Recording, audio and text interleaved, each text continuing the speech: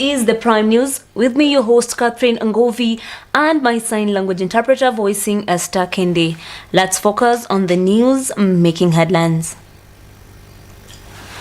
The Kenya National Fund, the National Fund for the Disabled of Kenya, has donated various equipments to persons with disabilities, including sewing machines, wheelchair, in a move aimed to empowering the community.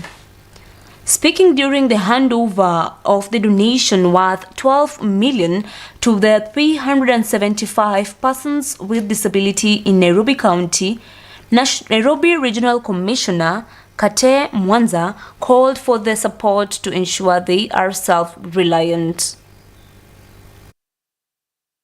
And secondly, it is for economic inclusion for the persons living with disabilities, to ensure that they are part and parcel of the nation building, they are part and parcel of economic inclusion of all citizens in this region of Nairobi. What we're telling the parents is bring your children out. Do not feel burdened that you have a child who is disabled. Don't feel alone, because you're not alone. Organizations such as ourselves, the National Fund, and many others who are doing similar types of jobs to assist those who are abled differently, come out as an opportunity to kickstart our donations program countrywide. And of course, as we always do, we start off with the capital city, Nairobi.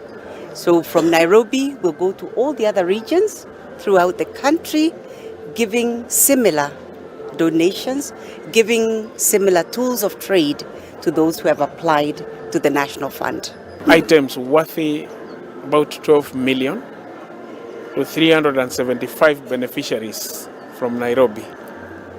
And they are in various trades and tools. Therefore, they will be used by to those who have applied to the one to participate in nation building. We are also encouraging others to come out. Instead of going to the streets to beg, it's better they come for the items so that they become self-reliant.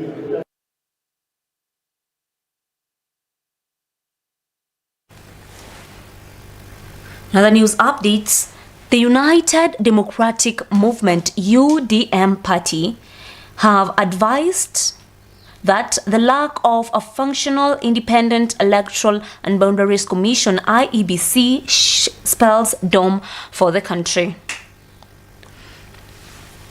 According to the party members, some constituencies like Banisa were getting unfair deals after the MPs passed on last year, leading to a constitutional impose as there were no IEBC commissioners in office.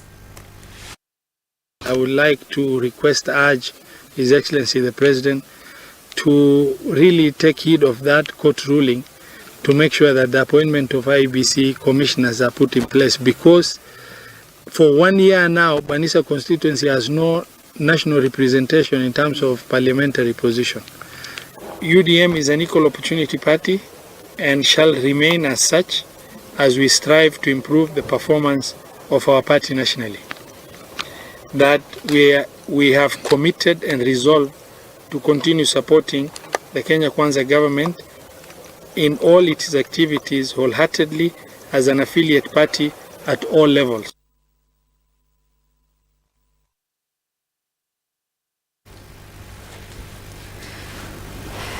The Kakamega Senator Dr. Boni Khalwale has threatened to place a lawsuit against businessman Cleophas Shimanyula alias Toto.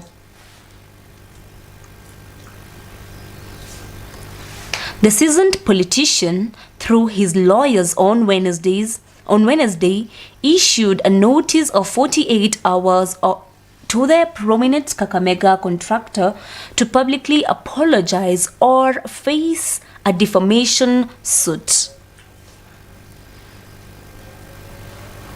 Senator Halale, through his lead counsel, Danstan Omari, told journalists at Milimani Law Courts that the contractor, nicknamed as Toto, has defamed his client by linking him to the death of the former employee Kizito Moi Amukune. Mr. Omari further said it has been confirmed by state pathologist Johnson Odor and Kakamega medical pathologist that the deceased died of injuries caused by the bull.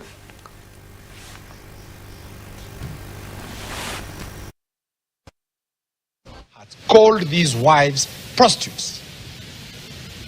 And that is why we have robbed FIDA into this matter.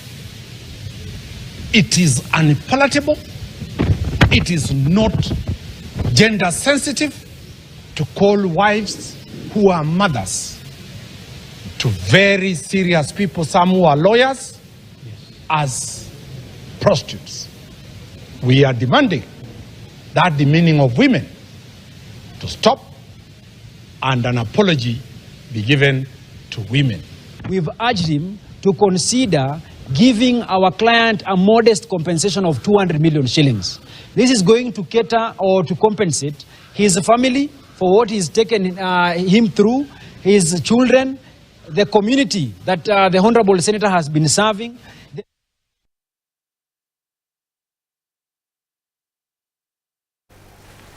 In other news updates, the gender stakeholders in Nairobi County have committed to intensify the fight against female genital mutilation (FGM) after it emerged that the practice was still rampant in the county. Speaking during the International Day of Zero Tolerance towards FGM, Nairobi County Government Executive Member for Education Robert Simoto lauded various non-state actors who have been running programs in the grassroots to end the outdated culture. Simto challenged parents to prioritize education by ensuring all school-going children were enrolled in school and that they complete their education system. Nakumbuka kwamba mwaka uliopita katika wilaya hii ya Narok South tuliweza kushika wanawake karibu 40 katika area ya Melelo na area ya Sagamian ambao ni miaka 35 kwenda juu. Hata nyanya moja alikuwa na miaka 59. Tukaweza kuwashika kwa kujipasha tohara. Kwa hivyo bado katika Narok kuna hiyo shida ya wasichana na pia wamama.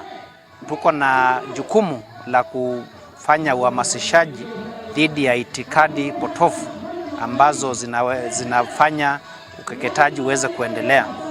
Pia mkabala na maneno ya ukeketaji kuna maneno ya haki za wasichana, kuna maneno ya mimba za mapema na pia visa vya wasichana kutopelekwa shule. Kwa hivyo leo tunasherehekea haswa kwa mtoto msichana mambo yote ambayo yanadumisha ukuaji na uboreshaji wa afya na maendeleo ya watoto wote, haswa watoto wasichana. Tumeanzisha zile tunaita gender desks, desk maalum katika kila police station katika area hii ya Narok. Ndio mtoto akiwa amedhulumiwa ama mama amedhulumiwa pale nyumbani anapata mahali salama kwenda kupiga ripoti na maafisa wa usalama waweze kuchukua hatua. Weka jitihada nyingi katika kupambana na FGM, ukeketaji wa wanawake kwa muda mrefu, na tunatazamia kwamba baada ya muda tutakuwa na jamii ambayo hawezi kusikia kwamba kuna ukeketaji. Kwa miaka michache ambayo imepita, tumeweza kufanikiwa katika vita hivi na kuweza kupunguza uwepo kwa ukeketaji katika jamii. Mwaka jana tulipokuwa tukiadhimisha siku hii, nataka nichukue nafasi hii kuwapongeza wale ambao tulifanya kazi hii pamoja, na hata hivyo pamoja na hiyo kuwahimiza kuweza kuchangia zaidi.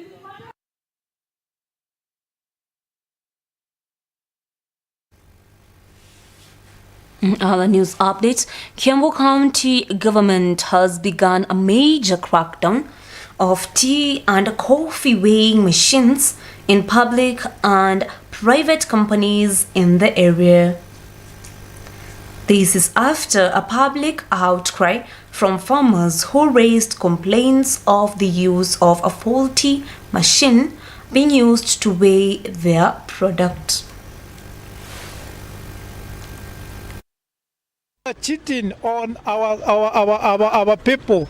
You go buy a kg of sugar and you find that it is less with 50 or 100 grams, which is equivalent to like 0.1 kg, and that is a lot of sugar. Kufikia kutoka kesho kutwa mpaka Jumatatu, hao watu wote tunapeleka kotini. Inapotea kilo 3 kwa kilo 20. Ni latiri ngapi zimepotea kwa miaka 20? Hizo pesa zote zinaenda wapi na nani anakula hiyo pesa? Mbona mama ashughulike ama mzee wafanye kazi kwa mvua, kwa shida, kwa jasho, wapeleke latiri yake 10, kilo 10 ya mazao, kilo 20, mtu wa kilo 100 unapata. Kwa hiyo kilo anakatwa, kwa kila kilo anakatwa kilo 3.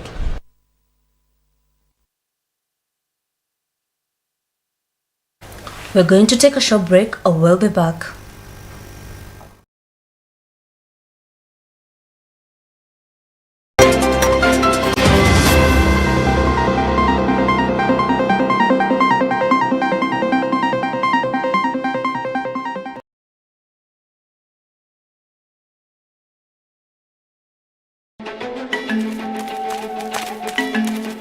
Who is a true partner? They go out of their way to help you. They do not hesitate to go the extra mile. And they're always there standing beside you. They step in when you need them the most. Because a true partner is a partner kwa ground.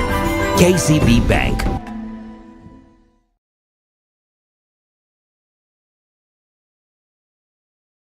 Assistor is now available on the Safaricom M-Pesa app. To use Assistor, simply log in to my M-Pesa app, go to Services, select Assistor, follow the prompts, and your account is ready to use. To get an interpreter's services, simply click on the interpreter's icon and select an available interpreters from the list provided.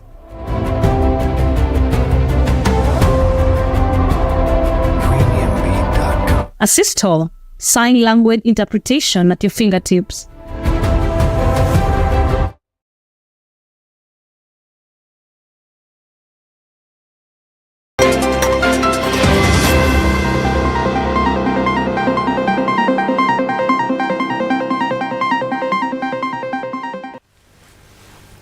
Welcome back. On to other news updates.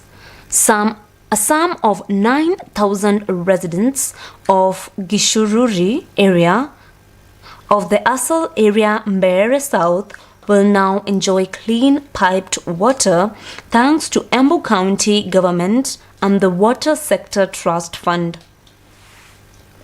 The Embu County Governor, Cecily Mbarire, commissioned the project at the brief ceremony in Gashuriri Market yesterday and said the project that cost 18 million shillings will save residents the pain of drinking contaminated water from the Kadita and Rupingazi rivers that have increasingly become polluted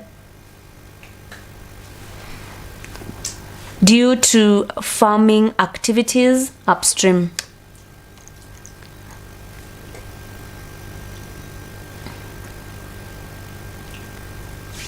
The governor announced that the provision of clean water and for irrigation is the largely semi-arid county will remain a priority for the government until the entire county is covered. Tumezindua mradi wa maji ambapo tumeweza kufikisha maji huku Kashorere na Yoda huku Mbere South, mradi ambao tumeweza kutumia pesa 18 million, tukaweza kutengeneza main pipeline ya kilomita 14, tumetengeneza kilomita 14, na hiyo mradi tumeweza kupata hiyo pesa. Embu County Government ikatoa kiasi na National Government through the Water Services Trust Fund wametupatia 18 million, na ndio tumeweza kufanya hii kazi ya leo, na nataka kuwashukuru sana kwa hiyo support tumepata, na tunatarajia kwamba hii mradi itaweza kuserve about 9,000 people or households in this whole area. And nataka kuambia watu wa Mbere, nitaendelea kusukuma kabisa kuhakikisha mmepata maji, kwa sababu hiyo ndio ilikuwa agenda yangu kubwa nikitafuta kura huku Mbere. Na pia niseme tuko na mpango mkali ya kuhakikisha tumefikisha maji sehemu mbalimbali hii county. Tuko na mradi ambao tunapeleka pande ya Runyenjes ya maji, tuko na mradi tunapeleka pande ya Mbere North ya maji, tuko na mradi pia tunapeleka huko Manyata through Ngenda, Ruguru, Water na pia Ewasco, na tuko na mradi sasa ile inaleta maji hapa Mbere South. Kwa hivyo tuko na mpango kubwa ambayo tutahakikisha that within the year tutaweza kufanya implementation ya hizo miradi.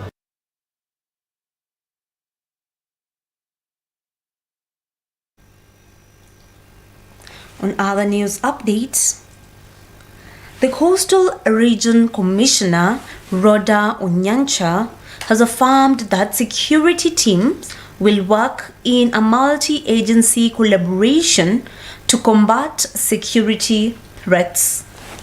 The Regional Commissioner, Onyancha, yesterday had a meeting with security teams from the region's 6 counties and 33 sub-counties at the Kenya School of Government, Mombasa, to take stock of the region's security in the past year, appraisals on achievements, challenges faced, and set agenda for a region in 2024. And according to the Regional Commissioner, the region was stable towards the end of 2023 despite the challenges encountered at the beginning of the year. We've talked about many sectors, majorly security, because you know terror is one of the major security threats that we have in Coast Region. We have organized crime, we have highways where we have our trucks moving with cargo. We also have our waterways. You can see Coast Guard with us here.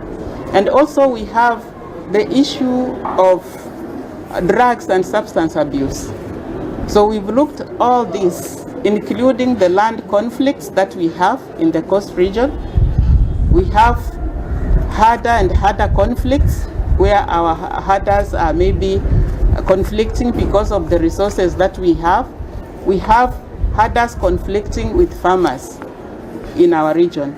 So we've looked at all these challenges that we are facing, and going forward, we've come up with ways of going to address them so that in every county we have that stability, and we are able then to support others. We've also looked at our cross-border security because, as you are aware, we border Somalia and we border Kenya as a coast region.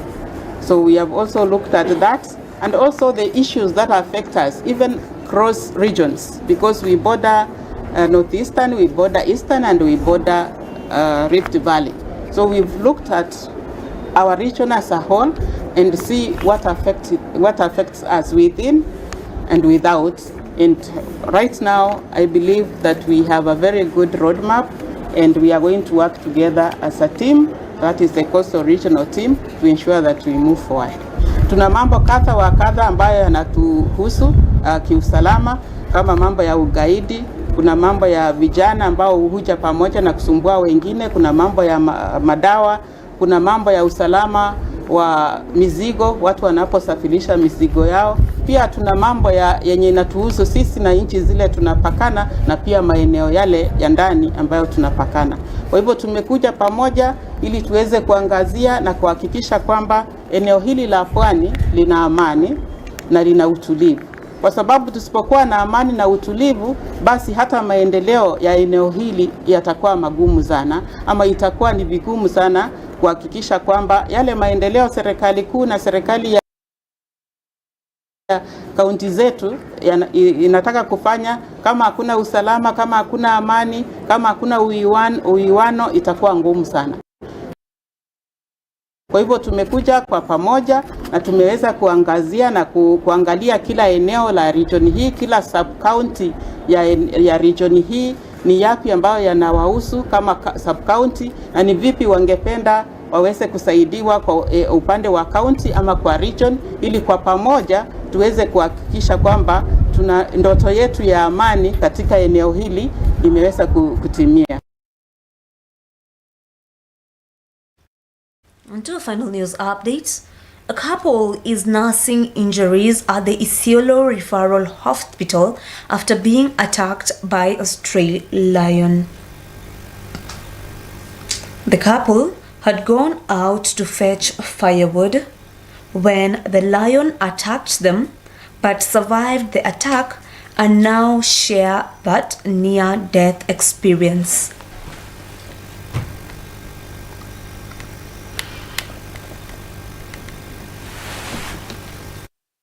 Kwanza ilikuja ikawa imefukuza mwanamke juu ndio alikuwa nyuma.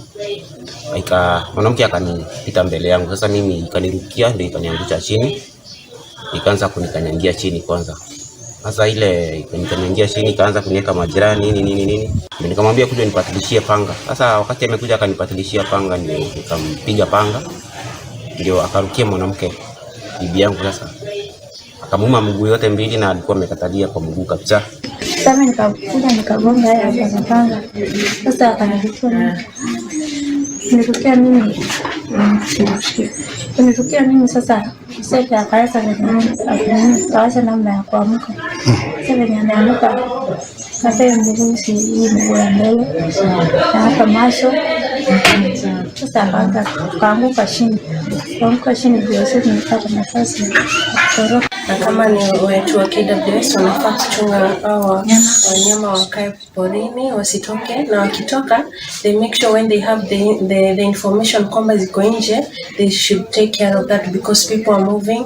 Lazima watu wakavunje kuni, lazima watu wafanye shughuli zao ziendelee, wachunge mifugo. Walikuwa wamekuja jana hapa hospitali na tukaongea nao tu, ile tukaongea nao. Sasa sijajua vizuri vile kumeenda kwa sababu mimi najua nilisalia hapa kwa hospitali na hakuna chochote nitajua. Walisema tu watajaribu kushughulika. Huyu kijana ako na mtoto mdogo ya miezi 6. Saa hii wakiwa analala hivi hakuna mtu atasaidia ile watoto. Ningependa serikali aingilie kati, ashughulikie hao wakiwa hapa.